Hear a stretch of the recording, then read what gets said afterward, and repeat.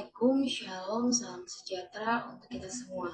Baiklah, perkenalkan nama saya Titin Martina Nulianti Simanmata, mahasiswa Ilmu Politik Angkatan 20 Universitas Jambi dengan NIM H1B1 274. Baiklah, di sini saya akan mempresentasikan hasil diskusi kami dengan judul Desentralisasi Memunculkan Raja-Raja Kecil di Daerah Jambi.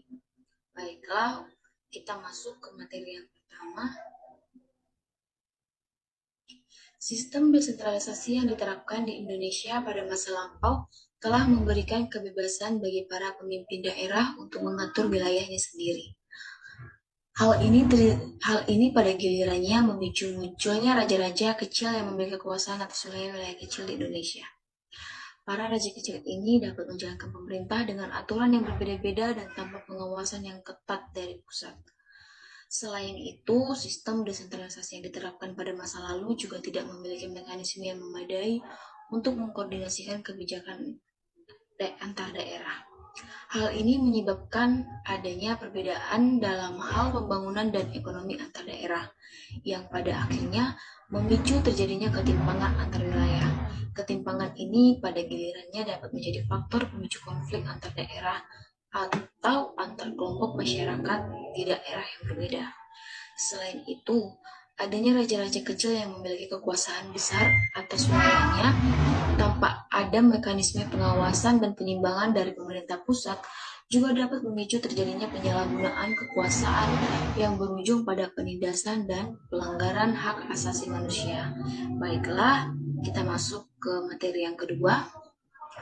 Contoh kasus di Jambi pada masa lalu, yaitu pada masa pemerintah Kerajaan Jambi terdapat beberapa raja-raja kecil yang memiliki kuasa atas wilayah-wilayah kecil di sekitar Jambi.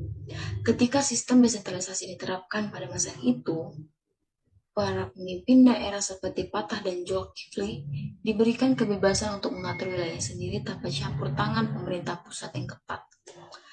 Sementara dalam kondisi ini memberikan kesempatan bagi mereka untuk membangun wilayahnya secara mandiri dengan aturan dan kebijakan yang berbeda-beda. Hal ini menyebabkan munculnya perbedaan-perbedaan dalam hal pembangunan dan ekonomi antar wilayah yang satu dengan yang lainnya. Kemudian dapat juga kita lihat dari berbagai artikel dan berbagai media yang memberikan keterangan bahwa desentralisasi sebagai sistem pembagian kekuasaan antara pusat dan daerah ternyata tidak selamanya memberikan kontribusi yang baik bagi pemerintah. Dalam peraturannya sebagai berikut.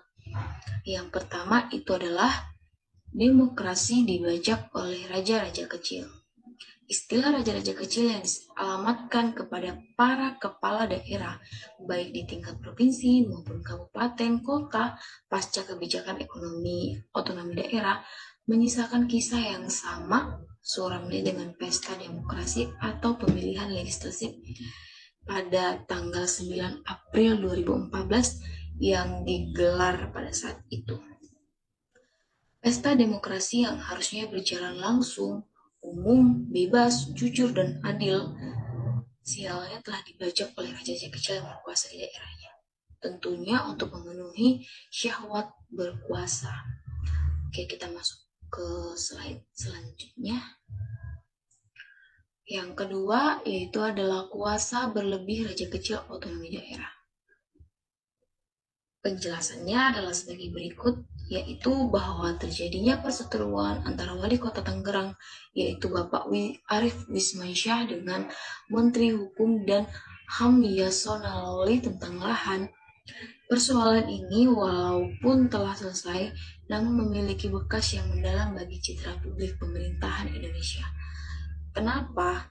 Karena daerah belakangan ini seolah bisa memilih jalan masing-masing, tak peduli itu berbeda dengan pemerintah pusat karena didasari oleh otonomi daerah kuasa atas pemerintah sendiri. Kemunculan raja-raja kecil otonomi daerah ini dampak dari ketidaktahuan kepala daerah terhadap aturan dan cara sikap dalam birokrasi. Hal tersebut karena setiap kepala daerah yang terpilih dari pemilu belum tentu berupa figur yang benar-benar memiliki kompetensi.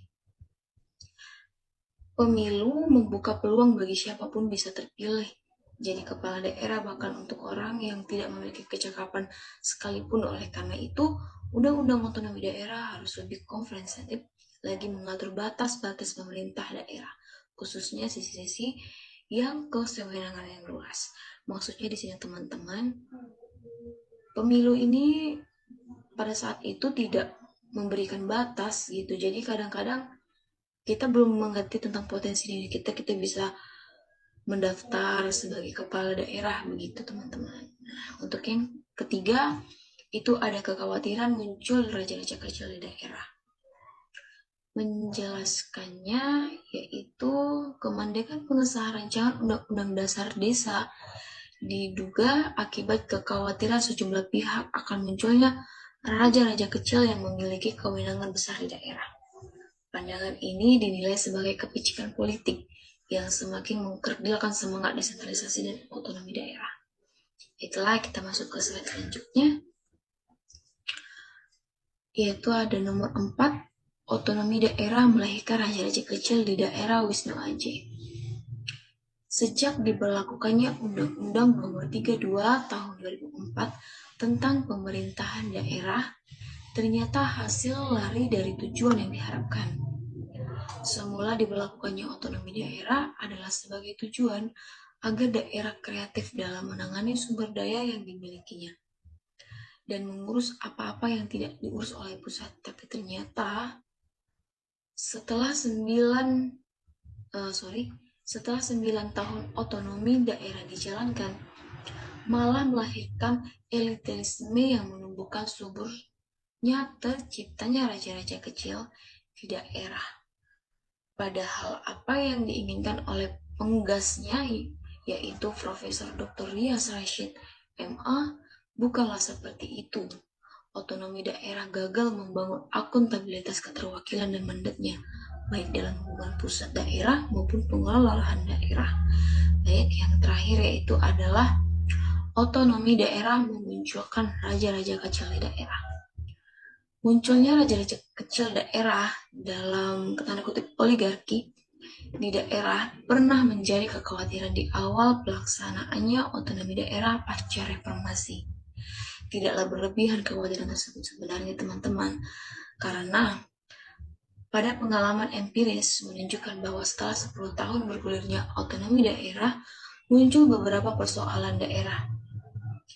Dikutip dari Undang-Undang Nomor 32 Tahun 2004 yang kini menjadi payung hukum untuk daerah otonomi di Indonesia, masih tidak terlepas dari berbagai kekurangan, yakni terlalu dominannya kewenangan dan kekuasaan DPRD, lemahnya kewenangan dan kekuasaan gubernur, serta tidak kuatnya hierarki antara gubernur dan bupati atau wali kota yang berdampak pada lahirnya raja kecil di daerah kabupaten kota yang ada di Indonesia.